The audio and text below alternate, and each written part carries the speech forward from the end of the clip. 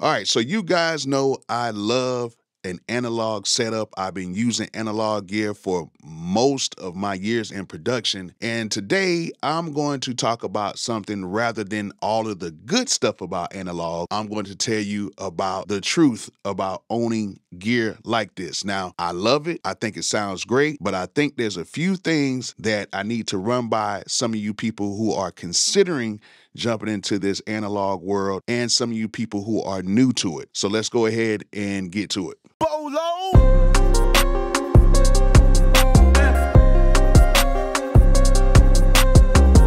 All right, before we get started, if you guys need anything for your studio, make sure you guys go ahead and click myzounds.com link in the description and get you something for your studio. They have a whole bunch of stuff on the site that requires no credit or background check, meaning all you have to do is order it, they'll ship it to you, and then you just make monthly installments on the equipment. All they just need is a credit or debit card hooked to the account so they can take the money out monthly. Now, it's not everything on the site, but it is a whole bunch of stuff on the site that you guys can go ahead and get right now with no credit or background check. So go ahead and click that zounds.com link in the video description and get you some gear today.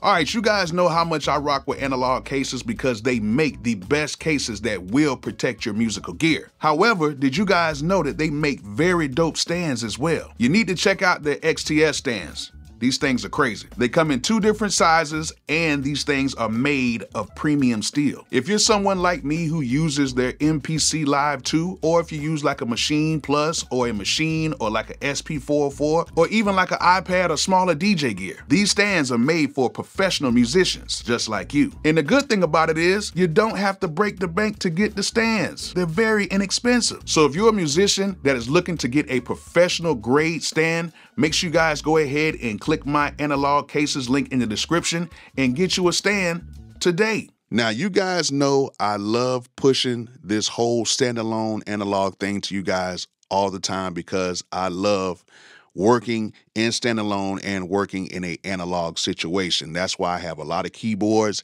and that's why I have this current setup right now. This is the MPC X, and this is the Roland Phantom 7 EX model that just came out. Shout out to Roland for that.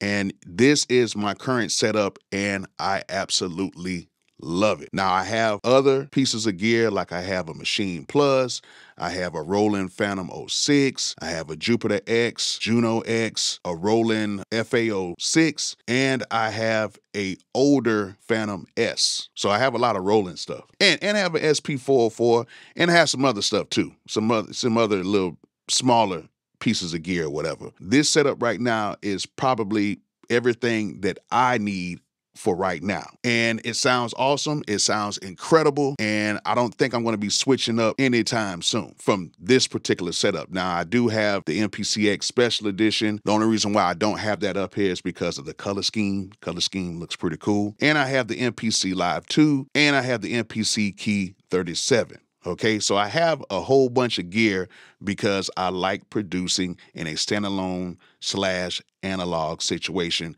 but we got to keep it real about this, okay? A lot of you guys want to jump into this because you may see videos of me and others making beats, or you might have came into a studio and you've seen somebody with it and it just sounded incredible, which they do sound incredible. However, we have to understand some of the things that comes along with this standalone analog gear life. Number one, you're going to spend some bread. I don't care even if you get stuff for free. You're going to spend some money, especially if you're going to try to get the best sound that you can get. The number one thing that you're going to spend money on is cables. You're going to have cables. Most notably, you're going to need 1/4-inch cables, and you're going to need some decent 1/4-inch cables.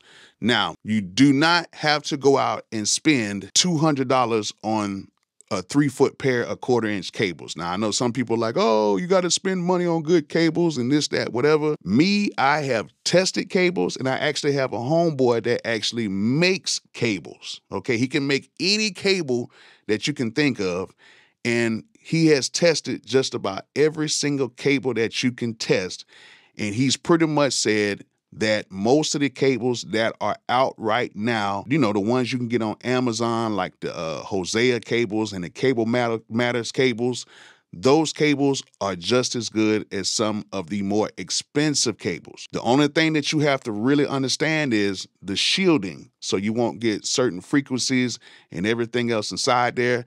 It's really deep. I don't know that much about it, but my guy actually makes cables, and he told me, he was like, you can go ahead and get certain cables. You can get the cables off of Amazon, but he says go ahead and get the step up. So if the cables are like $15 for a 10-foot pair, go ahead and go to step up and just pay the extra $10 or $20 for the cables that are a step up from there, so you'll get some extra shielding, I think is what it's called. I think that's what I said before, but you want to get the stuff with the extra shielding in it, and that way it'll keep like your cell phone frequencies and everything else out of there, and you will have a better and stronger signal going through, so that way you won't be competing with artifacts of the noise floor. I'm not a scientist about this, but I do know that you're going to have to spend money on cables.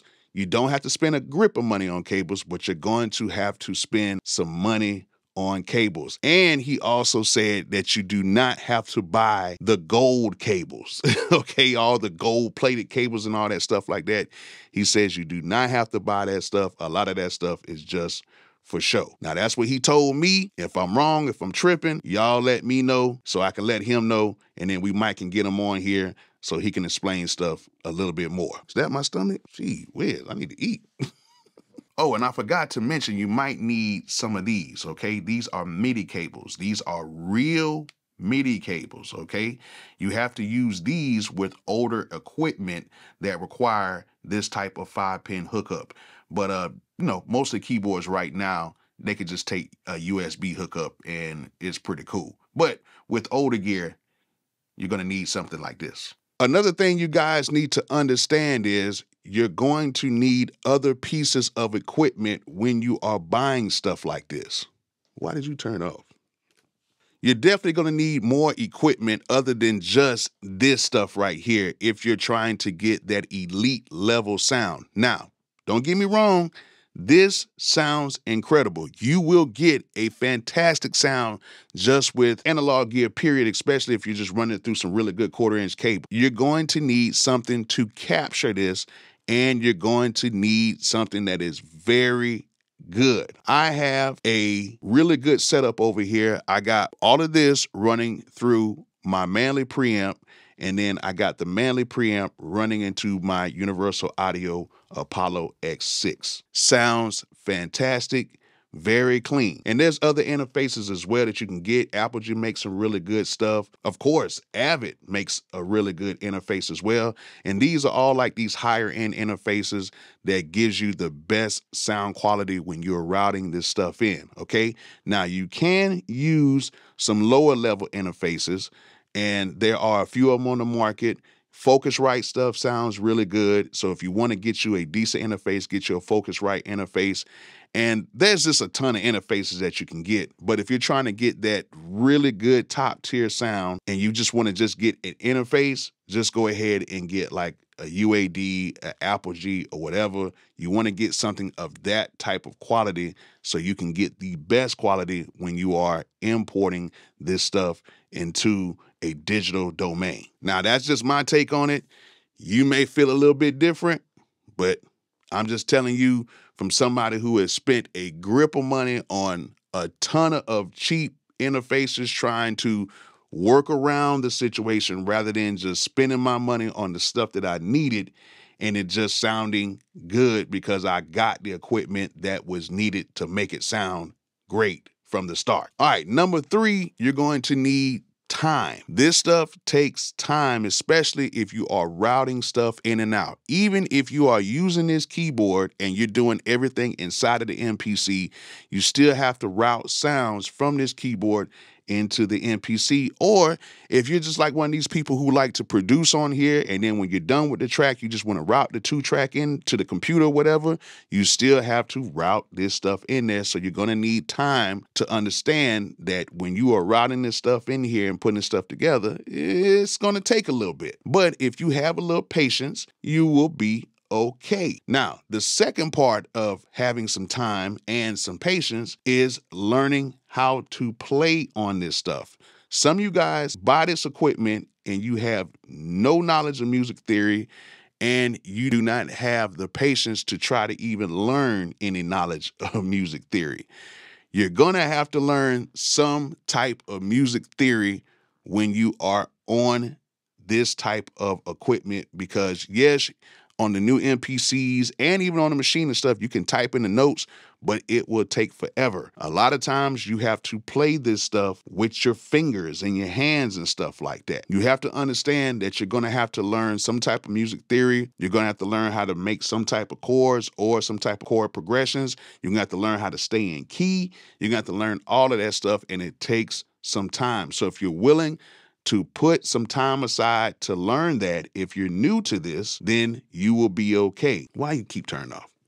There we go. Now, the last thing that I want to talk about today is maintaining this. When you maintain this stuff, it will last forever. But if you are careless and you leave this in an environment that is in, basically a careless environment, then you will have problems with this equipment, because one of the main things that happens with this equipment is dust problems and a lot of problems dealing with humid environments, people spilling stuff on it, people just not taking care of the equipment. Let's just say that. So what I do is, even inside of my studio, I am in a smoke-free environment. I don't have any smoke or anything next to this equipment, because I'm trying to prolong the life of this as long as possible. Now, with certain things that you just can't really stop, like, if you're a person who plays this equipment a lot, you got to understand your skin is touching this stuff. So it's going to be dead skin buildup and everything that can get underneath these pads, underneath these keys. And, sometimes you might have issues like that. And then just sometimes just using these boards and using this type of equipment is just the use of this equipment. Over time, you beating and all this stuff like that, certain things may break. That's just how it is. The good thing about it is most of this stuff can be fixed. It can be fixed efficiently. There's a whole bunch of shops that can fix it. You can send it off. Or if you're in like a bigger city, they usually have somebody in bigger cities where you can actually get this stuff fix that. So that's one of the good things about it. But one of the things that you want to understand is you need to keep this stuff in a good environment. If you treat it good, it's going to treat you back good. If you treat it bad, it's going to tear up on you. You don't want that to happen. Now, those were some things just talking about the reality of having all this. But one of the biggest things that I really want to stress about having this type of equipment is you own it. Nobody else can say that they own it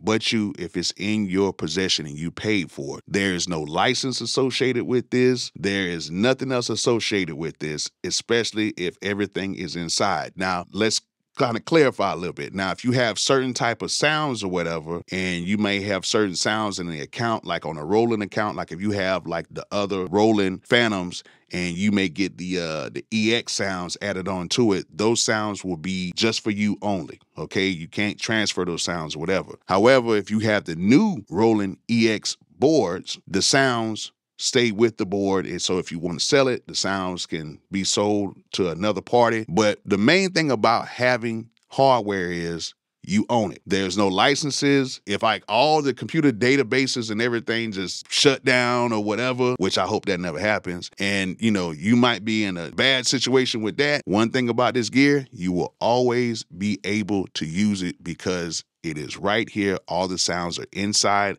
of the unit. You will still be able to make music, and it is yours. Nobody can take it away from you unless, they steal it or something like that, which I don't never want that to happen to anybody, or if you sell it, okay? So that's the good side about this. It's yours. You don't have to worry about anything else except for updating the stuff, and some companies do better than others with updating it, but usually most companies, they are pretty much not updating this stuff very often to keep up with the times. Now, I'm making this video without no notes. I'm trying to think, is there anything else I need to say? Nah, I really don't know. Now, if you guys have some other truths about owning analog gear, go ahead and put that stuff in the comment section, because I love reading y'all comments about this particular topic, and I love hearing what you guys have to say as well. So if you have anything else to add, please go ahead and put that in the comment section right now.